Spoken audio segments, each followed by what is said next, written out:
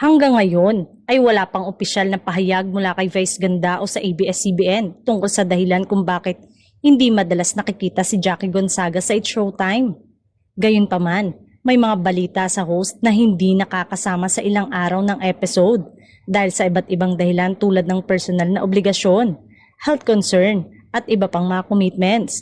Ngunit sa social media kung saan natatanong din ng ilang kasamahan at kaibigan ni Jackie katulad ni Sean Dominguez, ay parang ayaw magkomento kung ano ang tunay na dahilan bakit wala si Jackie sa programa. Komento ng netizen.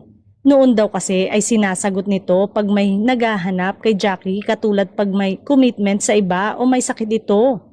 Samantala, si Vice Ganda ay matagal ng manager ni Jackie na kilala sa tawag na Ate Girl Jackie sa It's Showtime. Ang relasyon ni na Vice at Jackie ay higit pa umano sa pagiging magkatrabaho.